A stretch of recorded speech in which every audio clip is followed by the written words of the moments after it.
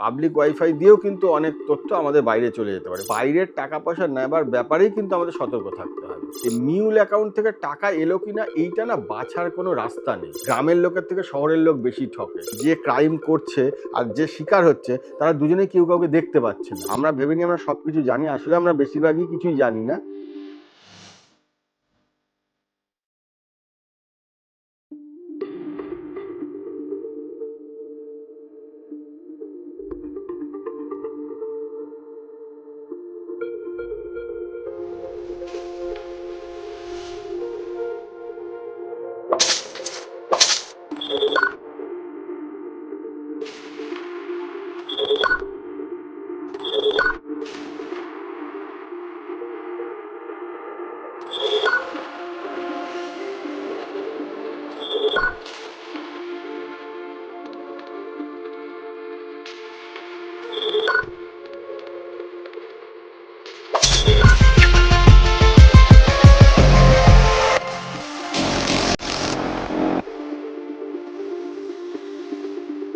নমস্কার, সাইবার ক্রাইমে আপনাদের সকলকে স্বাগত। রনিপা রয়েছে আপনাদের সঙ্গে এবং অ্যাজ ইউজুয়াল প্রত্যেক দিনের মতো আমাদের কিন্তু জ্ঞান ভান্ডার সমৃদ্ধ হয় এবং যিনি থাকেন সাইবার ক্রাইম নিয়ে একেবারে কাঁটা ছেঁড়া করবার জন্য রয়েছেন চিত্রদীপ দা। চিত্রদীপ দা, আমাদের অনুষ্ঠানে তোমায় স্বাগত। এবং আমরা গত পর্বে আলোচনা করেছিলাম যে এক এক করে তুমি বুঝিয়েছিলে যে কোথায় কোথায় কিউআর কোড নিয়ে স্ক্যাম হয়। আজকে একেবারেই নিশ্চয়ই দর্শকরা অত্যন্ত উৎসুক হয়ে রয়েছেন যে আমরা এবার এই সমস্যার সমাধানের দিকে এগোবো। সমাধানগুলো কি কি হতে পারে?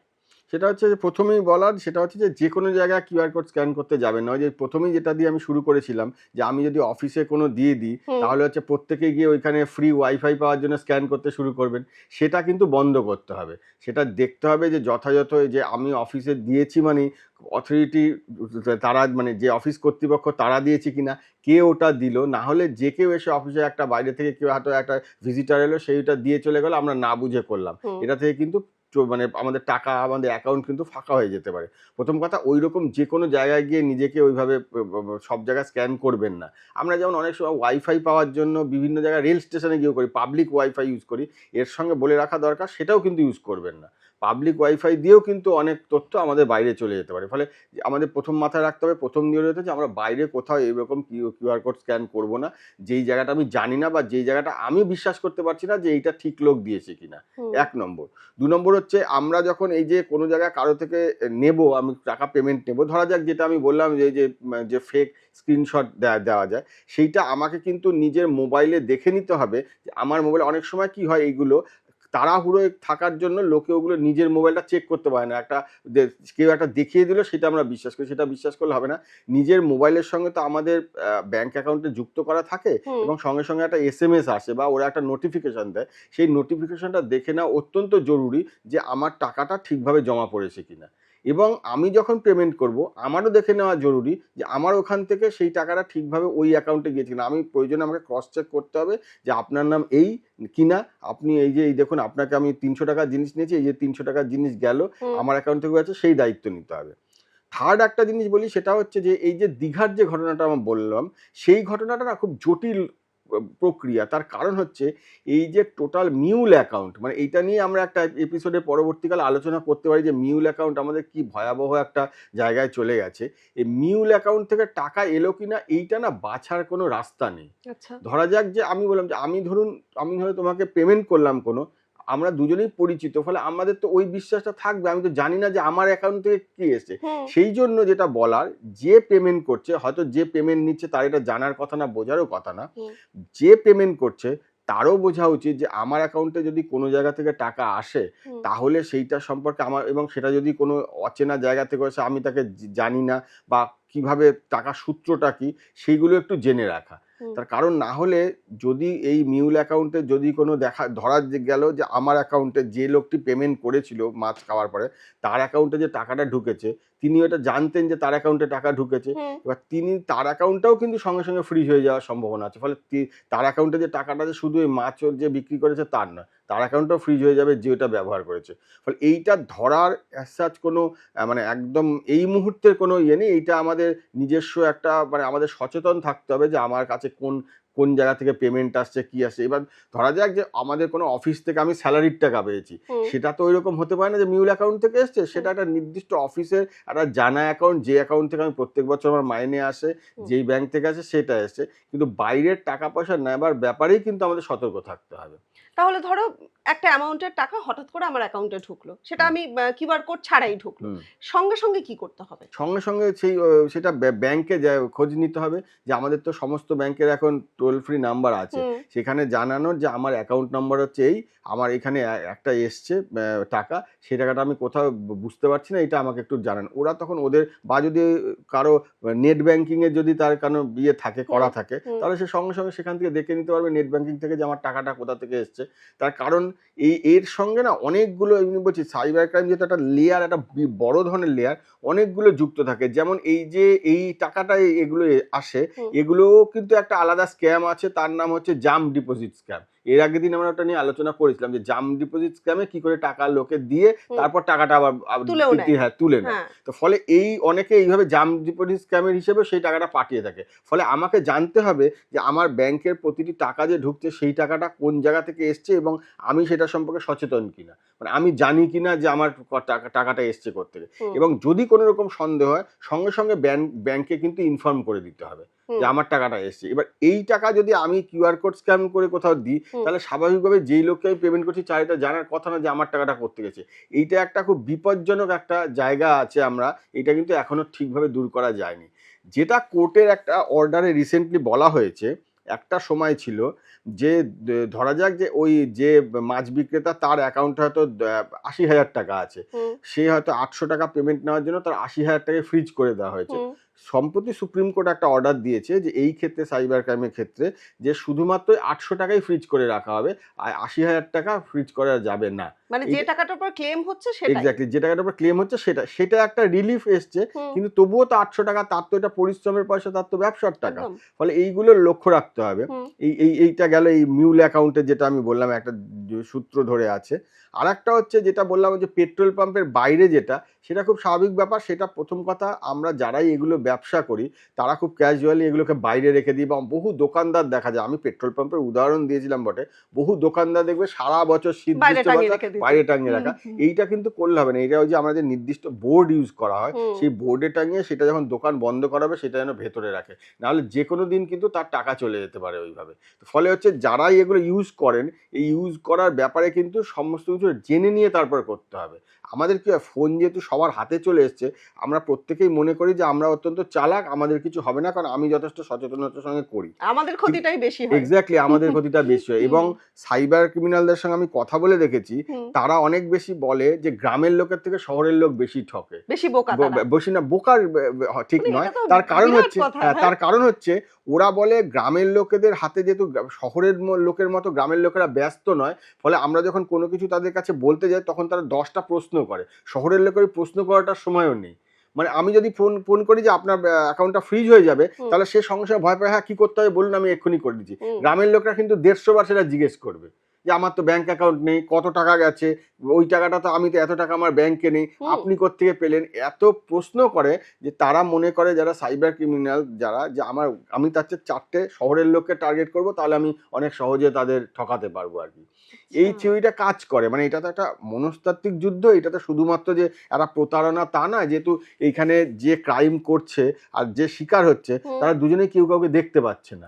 ফলে হচ্ছে দুজনেই আড়াল থেকে, মানে মেঘনাদের মতো আড়াল থেকে একজন লড়াই করছে আর একজন যুদ্ধ করছে। মানে ফলে এইটা কিন্তু একটা মনস্তাত্ত্বিক ব্যাপার। ফলে আমাদেরও এগুলো মাথায় রাখতে হবে যে আমি গিয়ে কোনো জায়গায় আমি কনফিডেন্ট যে না আমি জানি টেকনিকটা, সেই টেকনিক জানলে হবে না। সবসময় আমাদের টেকনিকও, ওদের যারা সাইবার ক্রিমিনাল তারা তো আমাদের কাছ থেকে এই বুদ্ধির লড়াইটা তো অনেক এগিয়ে আছে।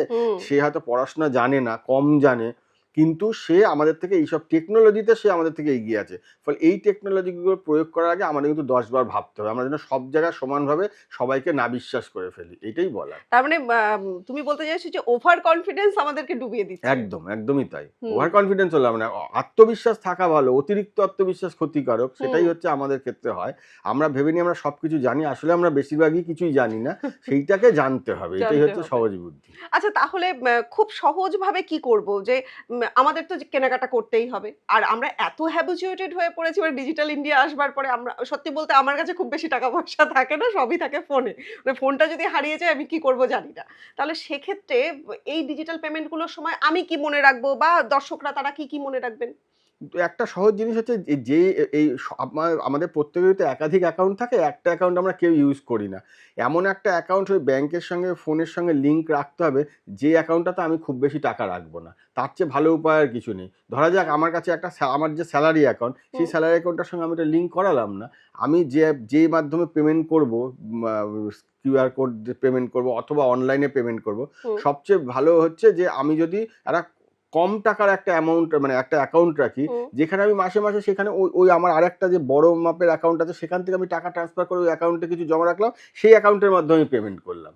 সেটা হচ্ছে সবচেয়ে ভালো। মানে একটা এরকম আলাদা অ্যাকাউন্ট রাখা, যেটার মাধ্যমে আমি অনলাইনে পেমেন্টগুলো করবো বা কিউআর কোড স্ক্যান করবো। আমার মূল অ্যাকাউন্টের সঙ্গে করা কিন্তু খুব বিপজ্জনক। যদি চলে যায় তাহলে সর্বস্ব চলে যাবে। সেটার মধ্যে স্যালারি ঢুকছে, সবকিছু এটাকে আলাদা রাখতে বলছো। এক্স্যাক্টলি। এবং তার চেয়েও বড় ব্যাপার যে ও যদি একবার ফোনটা চুরি করে, গত এপিসোডে আমি বলেছিলাম যে মানে আমাদের যে কিভাবে ফোন চুরি করে করা হচ্ছে, সে যদি ফোন চুরি করে সে কিন্তু আমাদের প্রত্যেকটা অ্যাকাউন্টে সে চাইলে অ্যাকাউন্টের হদিশ পেয়ে যাবে, কিন্তু সেটা হচ্ছে সময় সাপেক্ষ ব্যাপার। আমি ইনস্ট্যান্ট যে সে করার চেষ্টা করে, তখন সেও চায় যে আমি খুব দ্রুত কাজটা করে নেব, যে দ্রুত কাজটা করলে কি হবে, আমি যত টাকা বার করে নিতে পারবো তার বেশি করে। এবং একটা জিনিস লক্ষ্য করে দেখবে, এই যে স্ক্যামগুলো হয় না, এগুলো হচ্ছে আমাদের কোনো ইনফরমেশন জানা অথবা আমাদের কাছ থেকে যদি ওরা কিছু ইনফরমেশন নিয়ে নিতে পারে, 2 থেকে 3 ঘন্টার মধ্যে ওরা গোটা কাজটা করে ফেলে। ওরা কিন্তু একটা সারা দিনের জন্য অথবা 6 ঘন্টা 7 ঘন্টা ধরে করবে এইরকম, ওরা খুব সহজে মানে খুব দ্রুত করে ফেলে কাজটা। তো ফলে ওই মূল অ্যাকাউন্টটার কাছে তার যেতে যে সময়টা লাগবে, যেটাকে গোল্ডেন আওয়ার বলে, সেই যেতে যে সময়টা লাগবে, তার চেয়ে কিন্তু ওই ছোট অ্যাকাউন্টটা যে যদি অল্প টাকা থাকে আমার চলে গেল, আমার দায় থাকবে না বা অতটা কষ্ট হবে না, যেটা তো অন্য সমস্যা হবে না, সেইটা কিন্তু প্রথম রাখতে হবে। 1 2 নম্বর হচ্ছে যে আমি কোন কোন জায়গা দিচ্ছি সেইটা আমার কাছে কতটা বিশ্বাসযোগ্য, সেটা আমার নিজস্ব বুদ্ধি প্রয়োগ করে দেখতে হবে। এর কোনো বাধা ধরা থিওরি নেই, মানে এই ফর্মুলা অনুযায়ী হবে এরকম না। এখানে আমাকে বুদ্ধি প্রয়োগ করতে হবে যে এই লোকটা আমার কাছে কতটা বিশ্বাসযোগ্য, তাকে আমি পেমেন্ট করছি কিনা। কিছু ক্ষেত্রে হচ্ছে আমরা ওই যে বলি ভয় আর লোভের জন্য আমরা করে ফেলি, যে ওখানে লেখা আছে যে আপনি কিউআর কোড স্ক্যান করুন, দেখুন এইখার জন্য আপনার একটা বিরাট ডিসকাউন্ট আপনার জন্য অপেক্ষা করছে। এটা একটা লোভ। আমি লোভে গিয়ে এখানে স্ক্যান করে ফেললাম, ফলে দেখা গেল আমার এখানে সব অনেক পার্সোনাল ইনফরমেশন এখানে আমার অ্যাকাউন্ট সংক্রান্ত সেখানে চলে গেল। এইগুলো দূর করতে হবে। এইগুলো যদি দূর করা যায় এবং নিজের মগজটাকে যদি ঠিকভাবে কাজে লাগানো যায়, যে আমি মনে করতে পারি যে হ্যাঁ আমি ঠকবো। আমাদের প্রবলেম হচ্ছে আমরা মনে করি যে আমাকে কেউ হ্যাক করেনি, আমার ইনফরমেশন কেউ জানে না। আমাকে মনে করতে হবে যে আমি অলরেডি হ্যাক এবং আমার ইনফরমেশন সমস্ত কিছু বাইরে চলে গেছে। এইবার আমি লড়াই করতে নেমেছি কিভাবে আটকাবো, তাহলেই দেখবে আর কোনো সমস্যা থাকবে না। এই লড়াইটা লড়তে আমি যতক্ষণ মনে করবো যে না আমি ঠকতে পারি না, আমাকে কেউ ঠকাতে পারবে না, ততক্ষণ আমার ঠকার চান্স সবচেয়ে বেশি থাকবে। আমি মনে করে যদি নিই যে হ্যাঁ আমি ঠকে গেছি, আমাকে এইবার লড়াইটা করতে হবে, তাহলে আমি সচেতন থাকবো। এবং প্রত্যেকটা ক্ষেত্রে দেখবে একটা মানুষ ঠকার পরে, এটা হচ্ছে মানে ক্রিমিনাল সাইকোলজি বলে, যে একটা মানুষ যখন ঠকে না, তার 2 মিনিটের মধ্যে পরবর্তী বোধটা চলে আসে যে আমি ঠকে গেছি। 2 মিনিট আগে যদি তার বোধটা আসতো তাহলে কিন্তু সে ঠকতো না। এটা বারবার দেখা গেছে। ফলে এইটা কিন্তু মাথায় রাখতে হবে যে আমি যখন এই ধরনের আর্থিক কোনো কিছুর ক্ষেত্রে সিদ্ধান্ত নেব বা পেমেন্ট করব, আমার মাথাটা ঠান্ডা রেখে কাজ করতে হবে। কোনো তাড়াহুড়ো করব না, কোনো উত্তেজনা, কোনো প্ররোচনা, কোনো লোভ, কোনো ভয়, এতে আমি পা দেবো না। এইগুলো যদি মাথায় রাখা যায় তাহলে ঠকার আর কোনো সম্ভাবনা নেই। আমাদের তাহলে আর আলোচনাও করতে হবে না, লোকে নিজের পয়সা নিজের কাছে রাখতে পারে। তার মানে হচ্ছে আগে থেকে সচেতন হতে হবে এবং তারপরে সচেতনতার পরে দুবার রিচেক করে নিতে হবে। আমি বলছি যে আমি মনে করে নেব যে আমি বোকা, আমি ঠকে যাচ্ছি। আমি সেইভাবে বোকা অবস্থায় যেভাবে ওইটাকে আমি কমব্যাট করব, সেইভাবেই ধরে নিয়ে যেতে হবে। আমি চালাক, আমি ঠকতে পারি না, সেইটা ভেবে নিয়ে গেলে আমি ঠকে যাবো। একদমই। অর্থাৎ আজকে কিন্তু আপনাদের কাছে পরিষ্কার হলো যে কি কি পদ্ধতি অবলম্বন করলে তবে আপনারা ঠকার হাত থেকে বেঁচে যাবেন। সাইবার ক্রাইমে আরো বেশ কিছু গুরুত্বপূর্ণ তথ্য আপনাদের জন্য আরো পরের এপিসোডে আমরা নিয়ে আসবো এবং চিত্রদীপ দা অবশ্যই আমাদের সঙ্গে থাকবেন। দাদা আজকের মতো অনেক অনেক ধন্যবাদ তোমাকে। এতক্ষণ আমাদের সঙ্গে চিফ রিপোর্টার চিত্রদীপ চক্রবর্তী ছিলেন আপনাদের সঙ্গে। আপনারা জানলেন যে ঠিক কি কি ভাবে আমরা সাইবার প্রতারণার হাত থেকে বাঁচবো এবং অবশ্যই আপনারা কমেন্ট করুন, আপনারা জানান যে কি কি সমস্যায় আপনারা পড়ছেন বা পড়েছিলেন, আপনাদের নিজেদের এক্সপিরিয়েন্স শেয়ার করুন আমাদের সঙ্গে। নজর রাখুন এই সময় লাইভে।